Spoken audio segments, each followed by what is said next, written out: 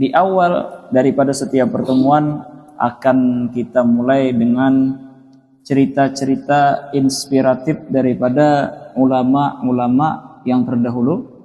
Dan kebetulan mayoritas di Indonesia ini bermadhab al-Imam Syafi'i, maka insyaallah akan kita mulai dengan cerita al-Imam Syafi'i radhiyallahu subhanahu wa ta'ala anhu. Bismillah, alhamdulillah, wassalatu wassalam ala sayyidina Rasulillah Sayyidina Muhammad ibn Abdullah wa ala alihi wa sahbihi wa mawalah, amma ba'd.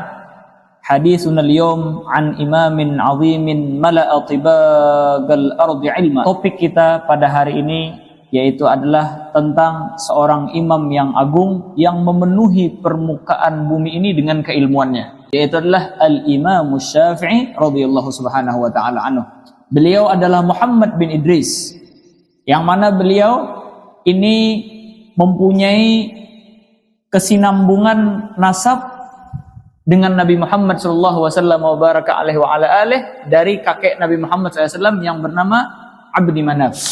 Insyaallah kita mulai daripada pembicaraan pada hari ini dengan dua ungkapan yang luar biasa daripada dua imam yang besar. Yang pertama yaitu Imam Ahmad bin Hanbal, yang mana ini juga termasuk daripada murid beliau, murid al-Imam Syafi'i, yang mana juga termasuk daripada imam di dalam mazhab yang empat itu. Dan juga yang kedua yaitu adalah Imam Ishaq bin Rahuyah. Pertama, kata Imam Ahmad bin Hanbal, beliau mengatakan kana Syafi'iyyu kasyamsi lid-dunya wa kal'afiyati lil badan.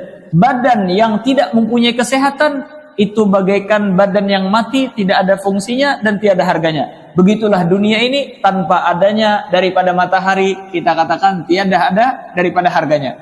Maka al-Imam Syafi'i itu bagaikan anugerah matahari bagi dunia dan anugerah kesehatan bagi badan seseorang.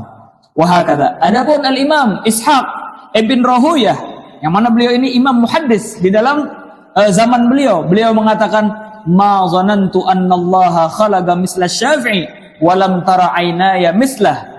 Tidak pernah terlintas orang yang seumpama Imam Syafi'i, dan mata saya pun tidak pernah melihat sosok yang sehebat daripada al-Imam Syafi'i yang diciptakan oleh Allah SWT, pastinya setelah junjungan kita Nabi besar Muhammad sallallahu wasallam wa baraka alaihi wa ala alihi. Fanahnu natakallamu an syakhsin faridin fil ilmi wal adli wal amal. Kita di sini membicarakan tentang sosok yang luar biasa di dalam keilmuannya, di dalam secara pemikirannya, dan secara bagaimana beliau beramal di dalam permukaan bumi ini. Natakallam an mufakkirin azim. Kita berbicara tentang ilmuwan yang luar biasa. Natakallamu an imamin wada'a turasan bainal khalqi wa bainal khaliqi azza wa jal. Orang yang telah memberikan peninggalan antara kita dengan Allah Subhanahu wa ta'ala jalla jalaluhu wa ta'ala.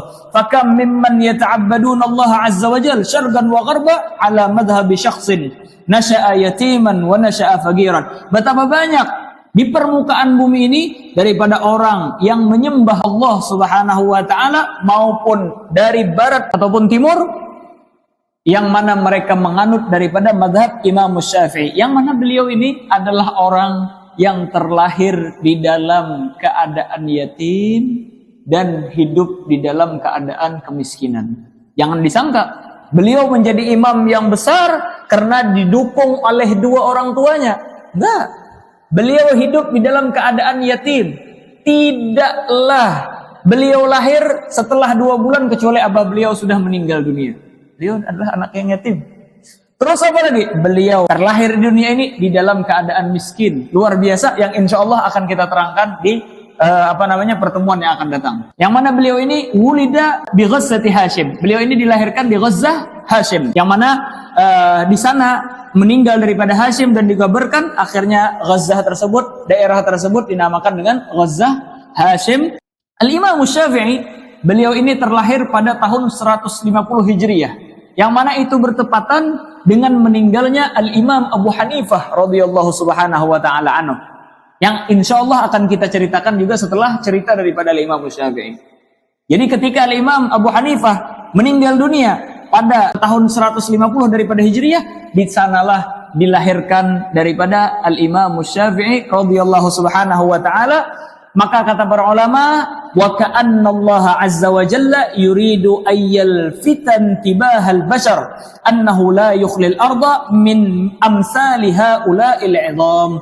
Seakan-akan Allah subhanahu wa ta'ala menginginkan agar setiap daripada pola pikir manusia mereka memahami daripada hikmah bahwasanya Allah subhanahu wa ta'ala tidak akan mensunyikan atau mengosongkan permukaan bumi ini daripada orang-orang yang besar seperti Al-Imam Syafi'i dan Al-Imam Abu Hanifah radhiyallahu subhanahu wa ta'ala anhuma.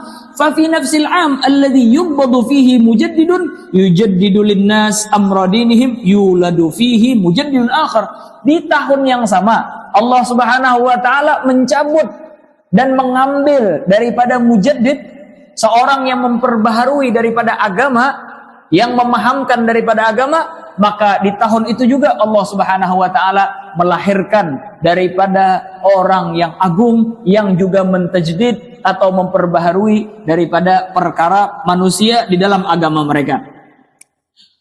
Fa fi nafsil 'am alladhi yutawaffa fihi al-imamul a'zam yuladu fihi imamun a'zam aidan. Pada tahun yang dimana di sana Allah Subhanahu wa taala mewafatkan imam yang besar, maka terlahir di tahun itu juga daripada imam besar yang lain, yaitu Al-Imam Syafi'i radhiyallahu subhanahu wa taala. Dari sini kita bisa memaham bahwasanya ketika ada orang besar di daerah kita yang meninggal dunia, jangan sampai kita mengatakan bahwasanya enggak ada lagi sudah pengganti beliau. Enggak. Allah subhanahu wa ta'ala selalu menjadikan pengganti di permukaan bumi ini daripada orang-orang yang besar di dalam setiap tahun-tahun yang berjalan ini. Wahakadha. Wahuwa Qurasyiyyun Muttalibiyyun min Bani Abdul Muttalib ummuhu Azdiyah fahuwa min ali baitin nubuwah yaltagi ma'an Nabi SAW fi jaddihi Abdi Manaf. Beliau adalah nasabnya Quraisy, Muttalibi daripada Bani Abdul Muttalib. Ibu beliau Azdiyah, yang mana beliau ini termasuk daripada keluarga daripada Nabi Muhammad sallallahu wasallam wa baraka alaihi wa ala alihi. Seperti yang kita terangkan, beliau bertemu dengan Nabi Muhammad SAW di kakek beliau yang bernama Abdi Manaf. Dan kata para ulama, sebagaimana para anbiya itu mempunyai irhasat. Apa irhasat? Yaitu permulaan daripada kenabian. Karena sesuatu yang terjadi yang tidak sesuai dengan adat itu setelah kenabian namanya mukjizah. Sebelumnya itu irhasat namanya. Sebagaimana para anbiya mempunyai irhasat, mempunyai permulaan daripada kenabian mereka, maka begitulah para ulama. Mereka mempunyai permulaan sebelum memasuki daripada jenjang menjadi orang besar. Al-Imam Syafi'i, ibu beliau ketika mengandung Imam Syafi'i, pada malamnya itu beliau bermimpi bahwasanya Kaukabul Mushtari atau planet Jupiter itu terjatuh. Di mana jatuhnya? Di Mesir. Setelah terjatuh di Mesir, akhirnya tersebar puing-puing daripada planet Jupiter tersebut ke seluruh penjuru dunia. Maka orang-orang yang mentakwil daripada mimpi, mereka mengatakan bahwasanya Al-Imam Syafi'i itu awal daripada markas daripada keilmuan beliau, yaitu adalah kota Mesir, dan dari kota Mesirlah terpencar ilmu beliau terbagi ke seluruh permukaan dunia ini. Dan ini memang akhirnya luar biasa. Allah subhanahu wa ta'ala menjadikan sesuatu yang nyata dan nampak dengan kasat mata bahwasanya Al-Imam Syafi'i adalah planet Jupiter tersebut yang disimpan ilmunya di Mesir, kemudian dibagi-bagikan di seluruh penjuru daripada dunia. Wahakadha. Tetapi beliau tidak cuma sekedar berpegangan dengan mimpi itu, tetapi beliau dengan jerih payahnya membesarkan Imam Syafi'i dan menyekolahkan Imam Syafi'i dan mendidik daripada Imam Syafi'i seperti yang akan kita terangkan di pertemuan yang akan datang. Mungkin ini bisa bermanfaat bagi kita. Amin ya rabbal alamin.